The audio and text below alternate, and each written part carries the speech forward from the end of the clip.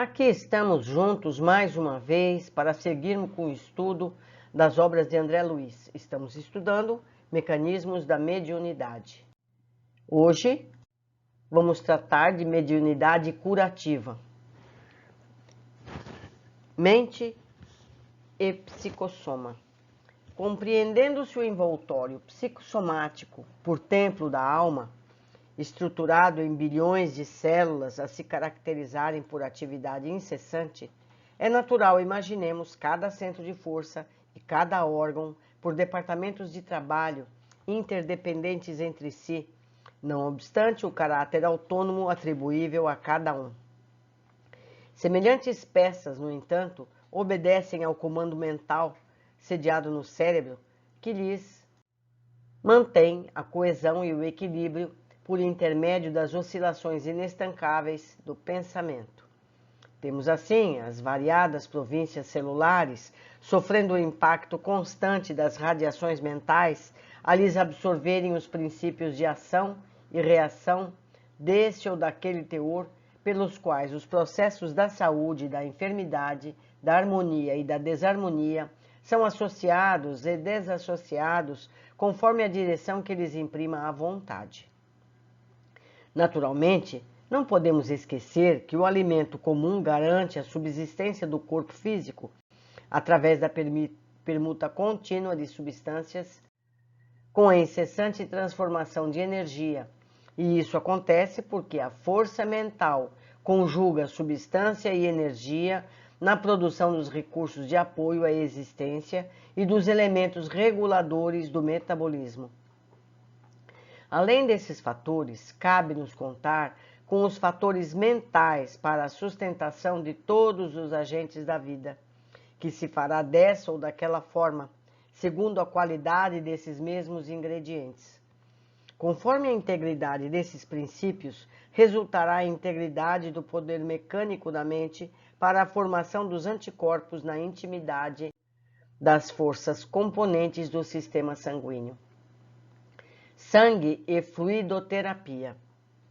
Salientando-se que o sistema hemático do corpo físico representa o conjunto das energias circulantes no corpo espiritual ou psicossoma, energias essas tomadas em princípio pela mente através da respiração ao reservatório incomensurável do fluido cósmico, é para ele que nos compete voltar a atenção no estudo de qualquer processo fluidoterápico de tratamento ou de cura.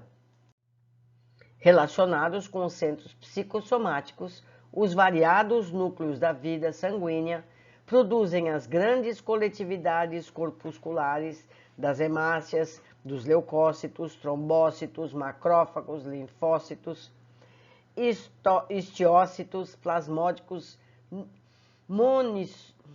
monócitos e outras unidades a se dividirem inteligentemente em famílias numerosas, movimentando-se em trabalho constante desde os fulcros geradores do baço e da medula óssea, do fígado e dos gânglios até o âmago dos órgãos. Fácil entender que todo desregramento de natureza física ou moral faz-se refletir de imediato por reações mentais consequentes sobre as províncias celulares, determinando situações favoráveis ou desfavoráveis ao equilíbrio orgânico.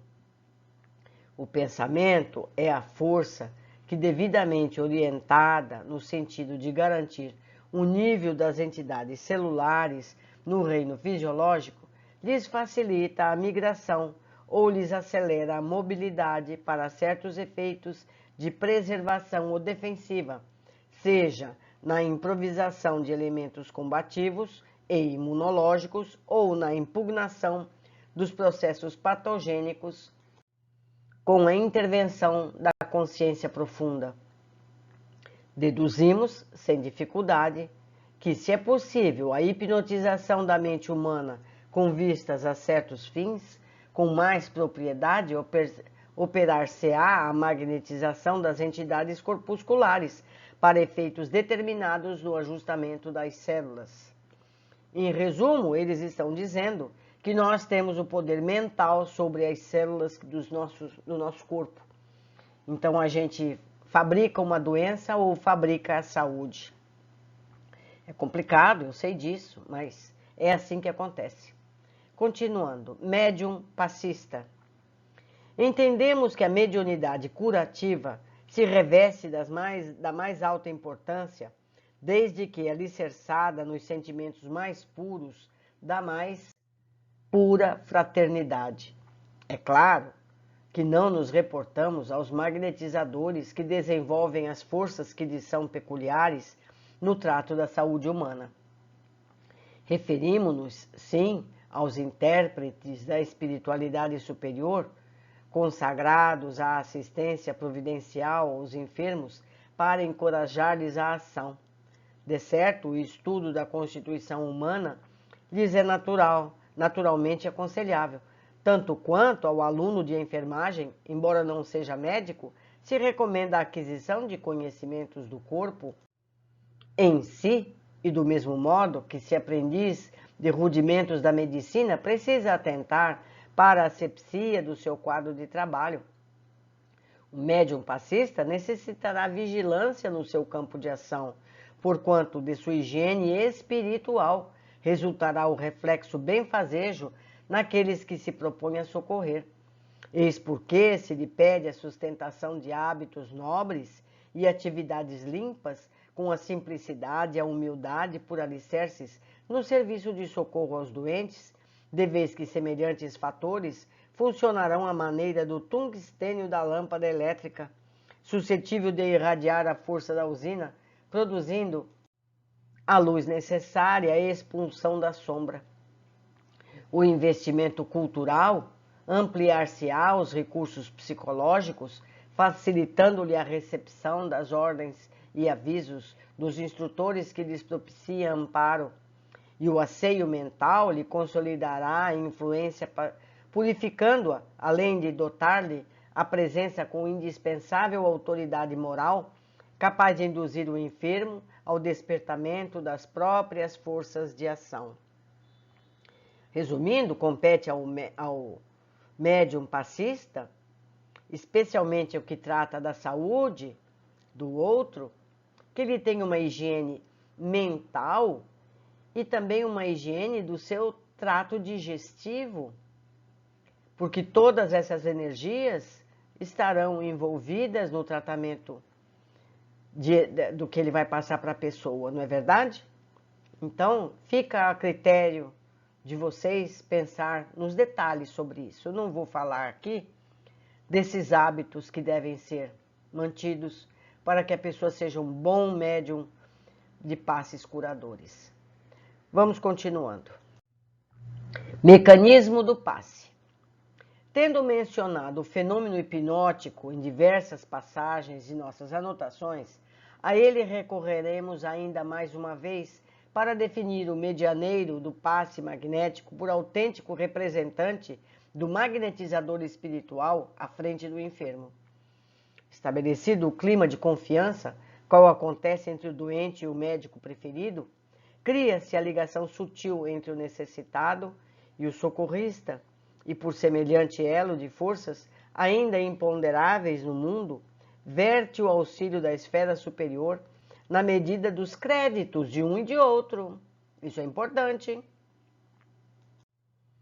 Ao toque da energia emanante do passe, com a supervisão dos benfeitores desencarnados, o próprio enfermo, na pauta da confiança e do merecimento de que se dá testemunho, emite ondas mentais características, assimilando os recursos vitais que recebe, retendo-as na própria constituição fisiopsicossomática, através das várias funções do sangue.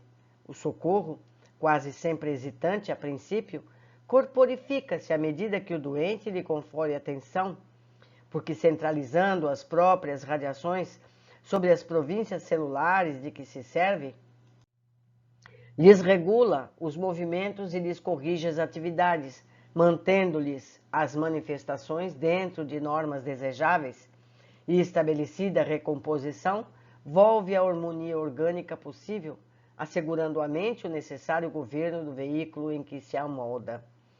Então, é preciso uma ligação entre o médium que dá o passe e a pessoa que recebe o passe.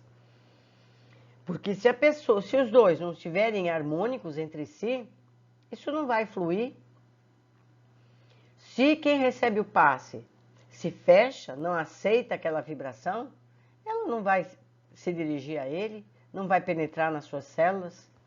Então é preciso também aprender a receber um passe. Continuando, vontade do paciente. Acho que é isso que ele vai comentar agora.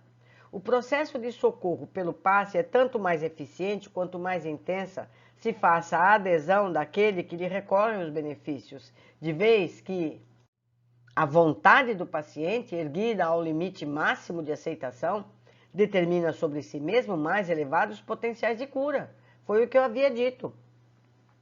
Nesse estado de ambientação, ao influxo dos passes recebidos, as oscilações mentais do enfermo se condensam mecanicamente na direção do trabalho restaurativo, passando a sugeri-lo às entidades celulares do veículo em que se expressam, e os milhões de corpúsculos do organismo físico-psicossomático tendem a obedecer instintivamente às ordens recebidas, sintonizando-se com os propósitos do comando espiritual que os agrega. Então, quem recebe o passe tem que transferir essa ordem mental às suas células, para que elas sim possam se regenerar. Passe e oração.